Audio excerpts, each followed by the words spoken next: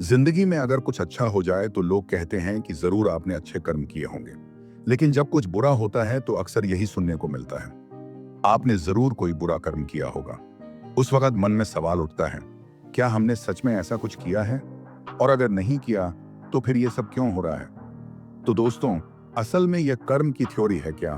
अच्छे और बुरे कर्म का मतलब क्या है? यह हमारी जिंदगी में कैसे काम करता है और इसका असर किस तरह से पड़ता है? यही सब हम समझेंगे आज की इस ऑडियो बुक में। नमस्कार दोस्तों, मैं हूं निखिल, आपके अपने बुक वाला दोस्त चैनल से। और आज की ऑडियो बुक है Karma, a yogi's guide to craft your destiny, जिसे लिखा है सदगुरु ने। अगर मैं आपसे कहूं कि कर्म का आपकी किस्मत या किसी सजा से कोई लेना देना नहीं है, बल्कि इसे आप खुद बनाते हैं, कैसा लगेगा? सदगुरु बताते हैं कि कर्म कोई रहस्यमयी ताकत नहीं है, बल्कि आपकी यादें हैं। हर विचार, हर काम और हर भावना आपके अंदर एक निशान छोड़ जाती है। जैसे जैसे आप जागरूक होते जाते हैं, वैसे वैसे आपकी जिंदगी पर आपका कंट्रोल बढ़ने लगता है। इस समरी में हम समझेंगे कि कैसे बिना सोचे समझे रिएक्ट करने के बजाय शांति से रिस्पॉन्ड करना सीखा जा सकता है, और कैसे पूरी अवेयरनेस के साथ जिंदगी जी जा सकती है। कर्म आपका दुश्मन नहीं है। अगर आप चाहें तो यही आपकी आजादी की चाबी बन सकता है। अनरेवलिंग कर्मा। एक बार की बात है, शंकरन पिल्लई नाम के एक व्यक्ति ने $10 मिलियन का शानदार यॉट खरीदा और अपनी पत्नी के साथ समंदर की सैर पर निकल पड़ा। किस्मत ने करवट बदली। नाव एक चट्टान से टकराई और डूब गई। किसी तरह दोनों जान बचाकर तैरते तैरते एक सुनसान टापू पर पहुंच गए।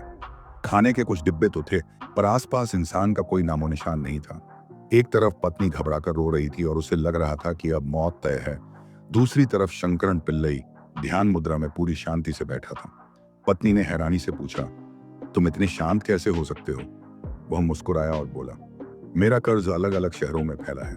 टेनेसी का स्टूडेंट लोन, कैलिफोर्निया की लग्जरी कार का लोन, मैक्सिको का होम लोन, और इस यॉट की ईएमआई भी बाकी है। चिंता मत करो, उसने कहा, वे लोग हमें ढूंढ ही लेंगे, हमेशा ढूंढ लेते हैं। ये मजेदार किस्सा सिर्फ कर्ज वसूलने वालों की नहीं, कर्म की भी कहानी है।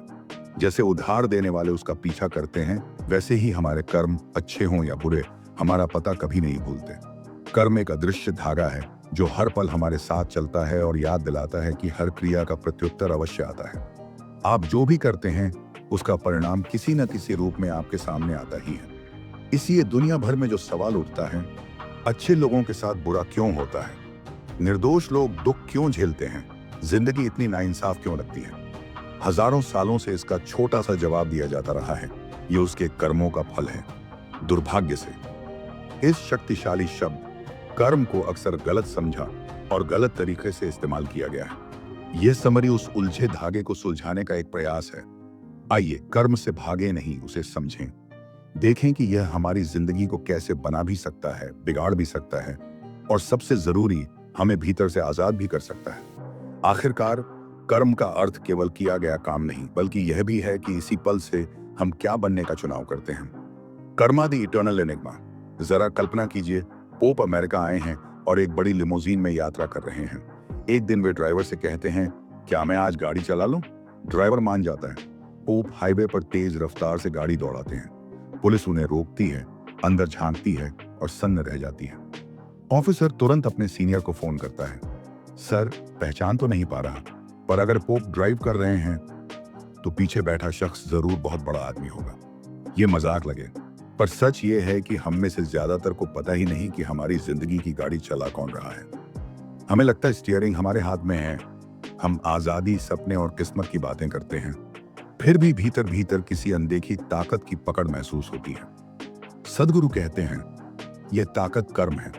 अक्सर लोग कर्म को ईश्वर की सजा इनाम व्यवस्था समझते हैं, मानो कोई ऊपर बैठकर हमारे अच्छे बुरे कामों का हिसाब रख रहा हो। पर कर्म का अर्थ केवल पुण्य पाप, स्वर्ग नरक नहीं है। कर्म का मूल अर्थ है क्रिया। आपकी हर क्रिया, शारीरिक, मानसिक, भावनात्मक या ऊर्जा स्तर पर, आपके भीतर एक हल्का सा निशान छोड़ती है। समय के साथ यही निशान आपके विचारों, आपके व्यवहार, आपके रिश्तों और अंततः आपकी पूरी जीवन धारा को आकार देते हैं। इसे यूं समझिए, आप अनजाने में एक सॉफ्टवेयर कोड लिख रहे हैं और वही प्रोग्राम बैकग्राउंड में चलता रहता है। यह तय करता है कि आप कैसे सोचेंगे, क्या महसूस करेंगे और कैसे प्रतिक्रिया देंगे। आपको लगता है आप अपनी मर्जी से जी रहे हैं, जबकि असल में आप पुराने कर्मों की स्क्रिप्ट दोहरा रहे होते हैं। अच्छी खबर यह है कि कर्म आपकी किस्मत नहीं, आपकी बनाई हुई चीज है, और जो आपने बनाया है उसे आप बदल भी सकते हैं। ये इम्प्रिंट शरीर, मन और ऊर्जा तीनों स्तरों पर काम करते हैं। अगर आप सजग नहीं हुए कि आप कैसा महसूस कर रहे हैं और कैसी प्रतिक्रिया दे रहे हैं, तो आप पुराने पैटर्न में फंसे रहेंगे। तब लगेगा कि जिंदगी बार बार वही मुश्किलें भेज रही है। असल वजह यह है कि भीतर का कोड अब तक रीराइट नहीं हुआ। इसी संदर्भ में सदगुरु एक मिसाल देते हैं, म्यूजिक सीडी की। सीडी पर बाहर से क्या रिकॉर्ड है ये दिखता नहीं, प्ले करने पर संगीत सुनाई देता है। कर्म भी ऐसा ही है। जब तक आप अपनी सीडी को दोबारा लिखना नहीं सीखते, तब तक आप अतीत को ही बार बार जीते रहते हैं। यही वासना का सूक्ष्म विचार सामने आता है। पिछले कर्मों से बने महीन संस्कार और प्रवृत्तियां, जैसे फूलों की खुशबू मधुमक्खियों को आकर्षित करती है, वैसे ही वासनाएं हमारी ओर कुछ विशेष अनुभव और घटनाएं खींच लाती हैं। इसलिए कुछ लोग बार बार एक जैसे हालात में फंसते हैं। यह संयोग नहीं, भीतर दर्ज इम्प्रिंट्स का प्रभाव है। एक प्रसंग में सदगुरु ने एक कोबरा को पालतू की तरह रखा था। जहां लोग डर कर चिल्ला रहे थे, वे शांत रहे। संभव है सांपों से जुड़ा कोई पुराना इम्प्रिंट उनकी वासना बना हुआ हो। हम सबके भीतर भी ऐसी ही प्रवृत्तियां काम करती हैं, जो कुछ खास पैटर्न और लोगों को हमारी ओर खींच लाती है। यहां तक कि आपका आध्यात्मिक सफर भी कर्म से प्रभावित होता है। दो लोगों को एक जैसी दीक्षा मिले तो भी परिणाम अलग अलग हो सकता है, क्योंकि दोनों का कर्म सॉफ्टवेयर अलग है। फिर भी ये याद रहे कि कर्म कितना ही प्रभावी क्यों न लगे, वह आपके सबसे गहरे स्तर, सूक्ष्म या एथेरिक देह को छू नहीं सकता। उस स्तर पर आप स्वभावतः मुक्त हैं। साधना, प्रैक्टिस। अगली बार जब किसी चीज की तीव्र चाह उठे, मनपसंद खाना, कोई आदत, कोई लालसा, तो बस 2 मिनट रुक जाइए, एक छोटा सा विराम लीजिए। यह सजग पल कर्म की पकड़ ढीली करना शुरू कर देता है और धीरे धीरे आपकी मजबूरी आपकी मर्जी में बदलने लगती है। निष्कर्ष यही है, कर्म आपका दुश्मन नहीं, आपका सबसे शक्तिशाली और उपयोगी साधन है। एक आईना जो दिखाता है कि अब तक आप क्या रहे, ताकि आप तय कर सकें कि आगे आपको क्या बनना है। जिस क्षण आप दुनिया को दोष देना छोड़कर अपनी जिम्मेदारी उठाना शुरू करते हैं, उसी क्षण यात्रा की दिशा बदल जाती है।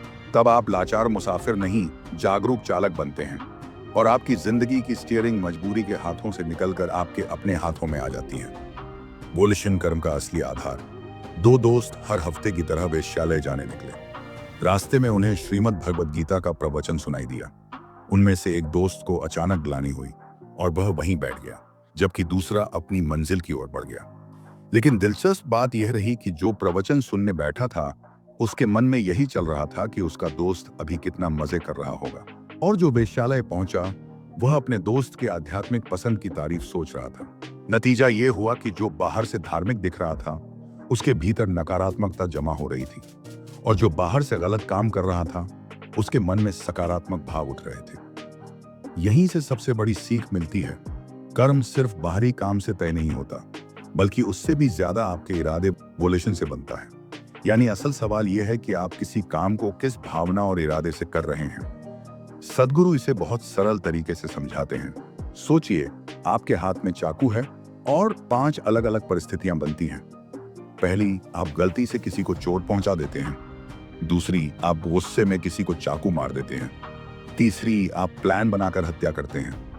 चौथी, आप बाहर से हंसते हैं लेकिन भीतर नफरत रखकर किसी को नुकसान पहुंचाना चाहते हैं। और पांचवी, आप चाकू से कुछ नहीं करते, मगर बार बार किसी को नुकसान पहुंचाने की कल्पना करते रहते हैं। इन सब में सबसे भारी कर्म 5वां है, क्योंकि मन में लगातार नफरत को पालना, बार बार उसे दोहराना, बाहर किए गए किसी भी काम से कहीं ज्यादा गहरा असर छोड़ता है। असल समस्या वहीं से शुरू होती है, जब हम अपने काम बेहोशी, आदत या स्वार्थ से करते हैं।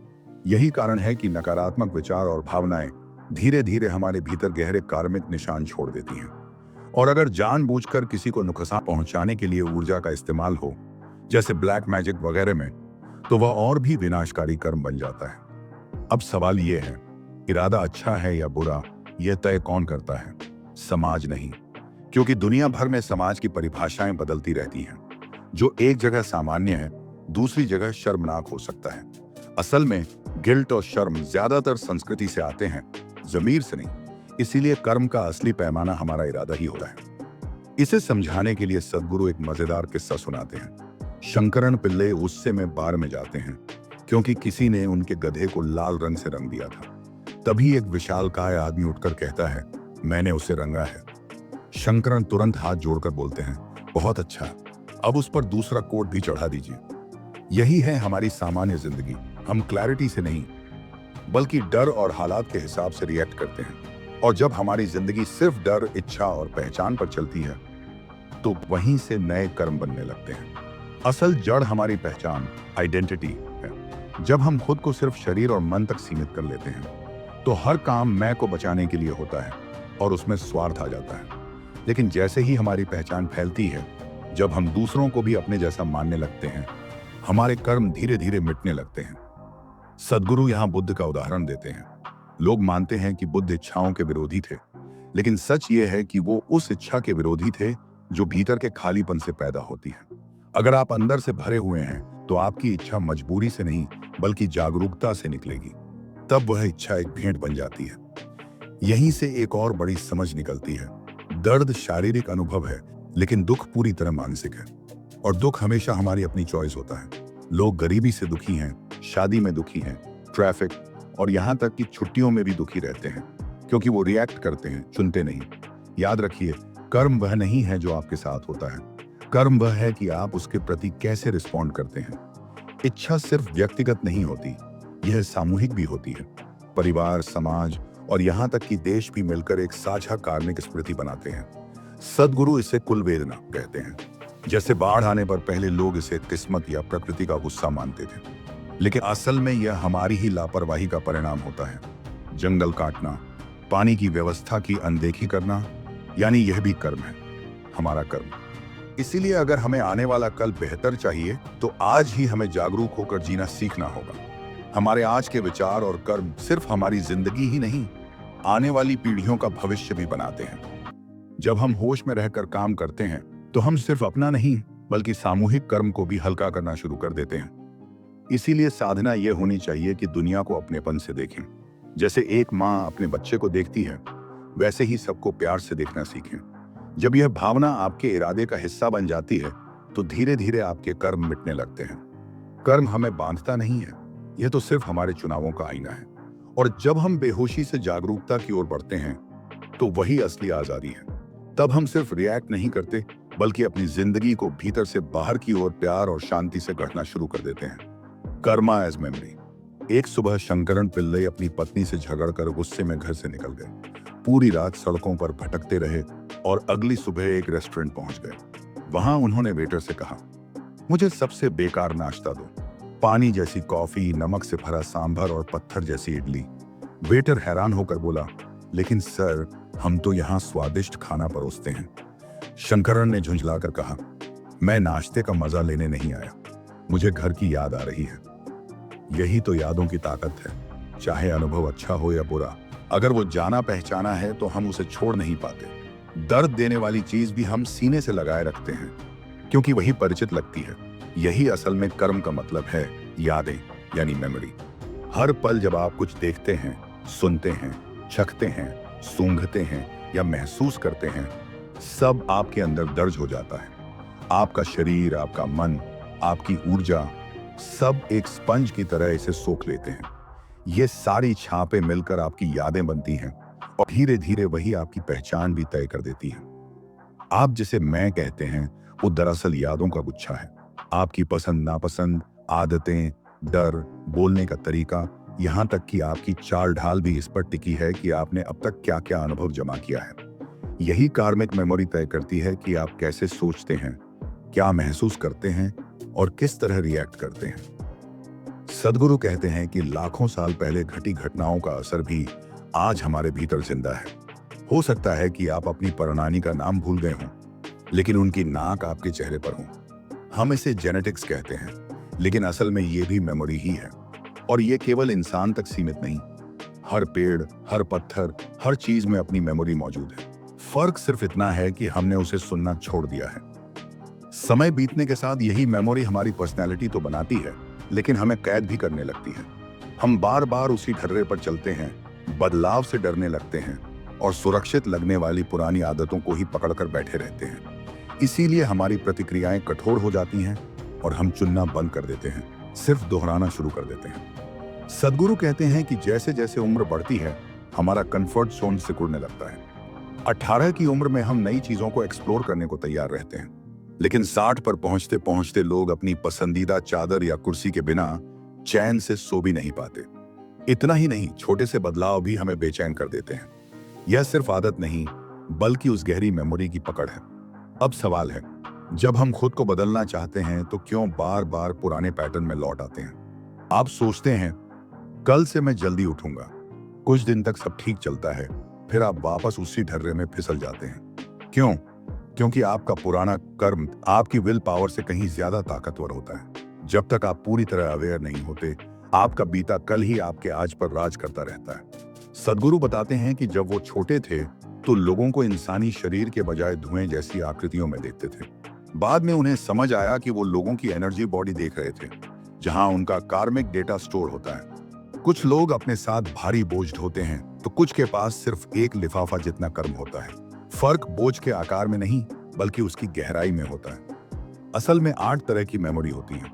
कुछ हम जन्म से साथ लाते हैं, जैसे एलिमेंटल, एटॉमिक और एवोल्यूशनरी मेमोरी, और कुछ हम जीवन में जोड़ते हैं, जैसे कार्मिक मेमोरी, सेंसरी मेमोरी और आर्टिकुलेट मेमोरी। इन सब के मिलकर बनने से ही हमारा कर्म तय होता है। लेकिन इंसान को एक खास ताकत मिली है, इन सब के ऊपर उठने की ताकत। अब साधना की बात करें। एक छोटा सा अभ्यास करिए। ऐसी कुर्सी पर बैठिए जिस पर आप पहले कभी ना बैठे हों, किसी ऐसे कमरे में जो आपके लिए बिल्कुल नया हो। ध्यान दीजिए आपकी बॉडी कैसे रिएक्ट करती है। क्या आपको घबराहट होती है? क्या आप असहज महसूस करते हैं? यही आपकी मेमोरी की पकड़ है। इसे ही ऋणानुबंधन कहते हैं, यानी पुरानी चीजों से अटैचमेंट। अगर आपको किसी जगह, किसी कुर्सी या किसी इंसान से जरूरत से ज्यादा लगाव है, तो धीरे धीरे उस अटैचमेंट को हल्का करने की कोशिश करें, क्योंकि जितनी ज्यादा मेमोरी आप ढोते हैं, उतना ही आपका बोझ बढ़ता जाता है। सिर्फ शरीर पर ही नहीं, बल्कि मन और ऊर्जा पर भी। लेकिन जैसे ही आप उन यादों को पहचानना और उन्हें कॉन्शियसली देखना शुरू करते हैं, वैसे ही वो हल्की लगने लगती हैं। तब आप अपने अतीत की कठपुतली नहीं रहते, बल्कि साफ ध्यान, सहजता और आजादी के साथ जीना शुरू करते हैं। आखिरकार कर्म आपकी किस्मत नहीं है, वो बस आपके अंदर जमा हुआ अनकॉन्शियस हिस्सा है। और जब आप उसे देख लेते हैं, समझ लेते हैं, तो आपके पास हमेशा कुछ नया चुनने की ताकत रहती है। द ग्रेट कार्मिक वेयरहाउस। सोचिए, आपकी जिंदगी एक विशाल गोडाउन वेयरहाउस जैसी है। चारों तरफ ढेर सारे बॉक्स, फाइलें और कंटेनर रखे हैं।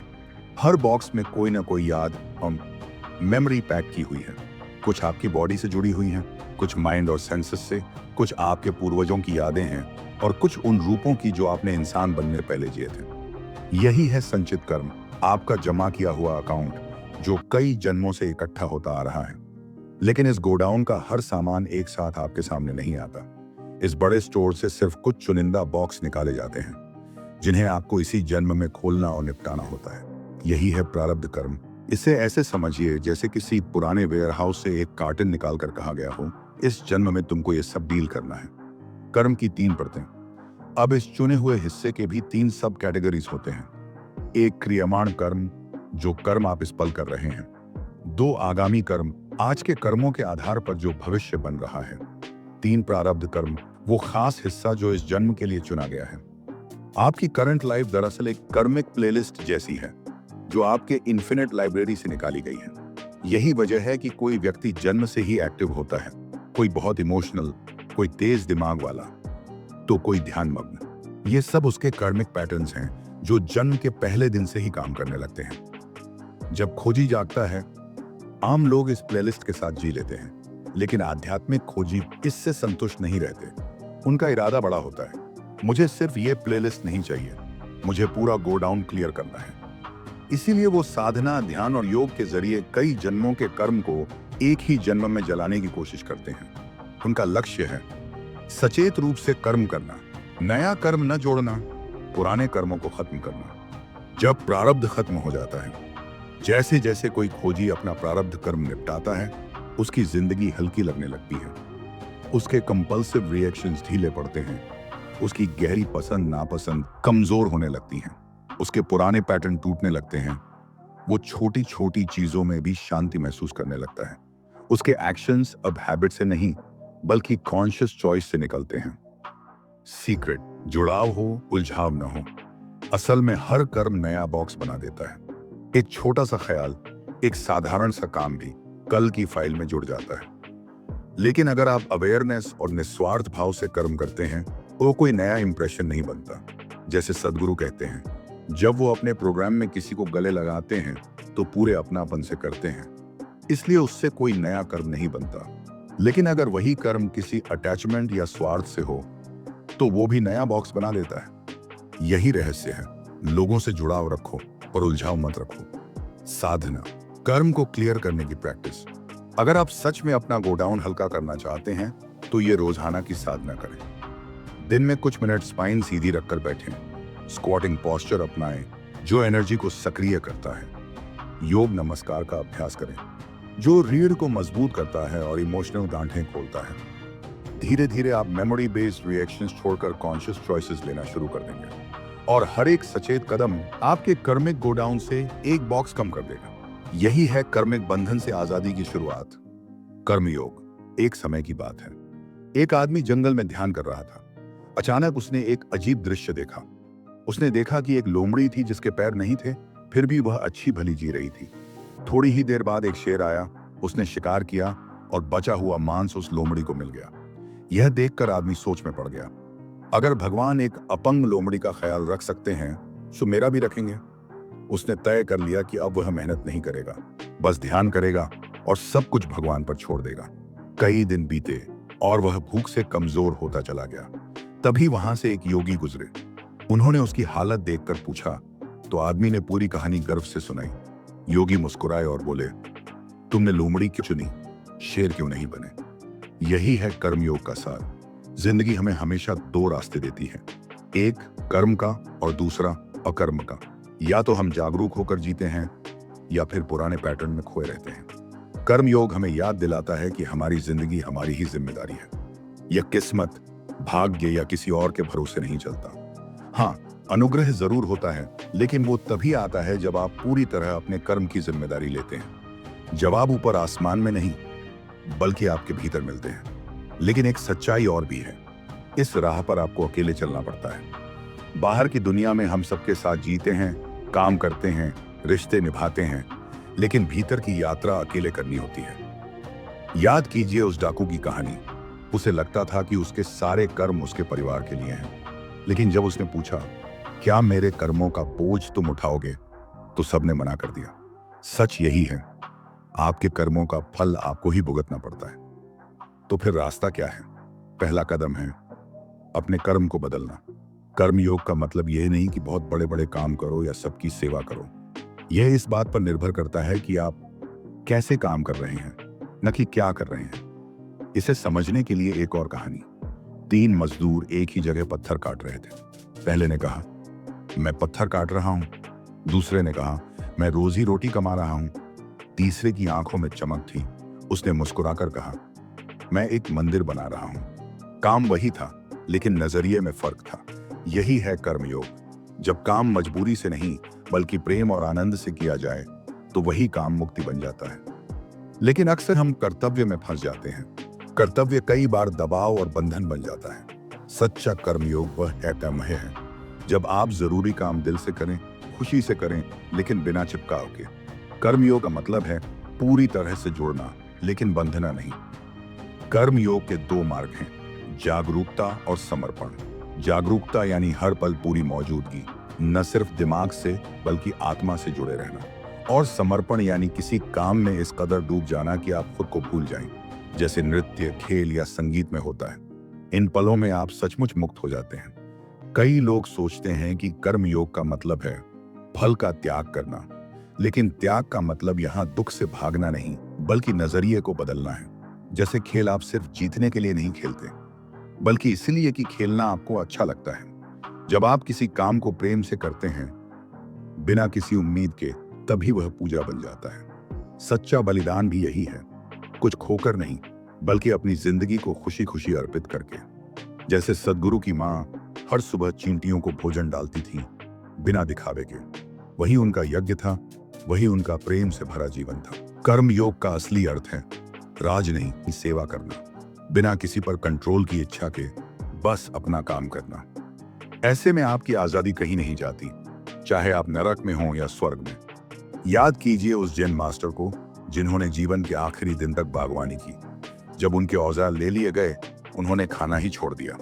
जब औजार लौटे तब कहा, काम नहीं तो भोजन नहीं, और उसी शाम वे इस दुनिया से विदा हो गए। कर्म योगी की तरह जीना मतलब है हाथ बने देने के लिए, पैर बने सेवा के लिए, और दिल बना प्रेम से भरने के लिए। हर पल को तोहफे की तरह जियो, क्योंकि असली सवाल यह नहीं कि जिंदगी आपको क्या दे रही है, बल्कि यह है कि आप उसे क्या दे रहे हैं। इसलिए जो भी करें उसे बोझ की तरह मत कीजिए, उसे एक मीठी धुन की तरह गुनगुनाते हुए कीजिए। तब आपकी पूरी जिंदगी एक मंदिर बन जाएगी और आपका हर कर्म उस मंदिर की प्यारी प्रार्थना। दोस्तों, आज हमने कर्म को एक नए नजरिए से देखा। ज्यादातर लोग मानते हैं कि कर्म मतलब बस अच्छे या बुरे काम, लेकिन असल में कर्म हमारी यादों से जुड़ा होता है।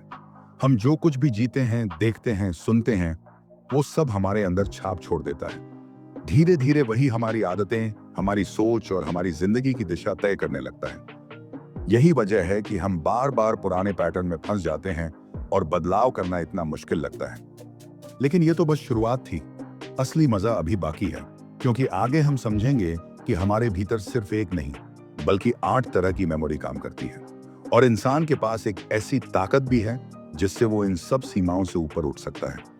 अब सच कहूं तो ये सफर इतना गहरा है कि अगर हम सब कुछ एक ही वीडियो में बता दें तो वीडियो बहुत लंबा हो जाएगा। इसलिए हमने सोचा कि इसे हिस्सों में बांटा जाए, ताकि आप हर भाग को आराम से समझ सकें। आज हमने पहला हिस्सा कवर किया है, बाकी पार्ट्स हम आपको आने वाले वीडियोस में बताएंगे। तो अगर आपको ये बातें मूल्यवान लगी हों तो वीडियो को लाइक कीजिए, चैनल को सब्सक्राइब कीजिए और कमेंट में बताइए कि आपको ये सफर कैसा लगा। अगले वीडियो में हम कर्म और मेमोरी के और भी गहरे रहस्यों को जानेंगे जो आपकी जिंदगी की दिशा बदल सकते हैं। आज के लिए इतना ही दोस्तों, अगले भाग में फिर मिलते हैं।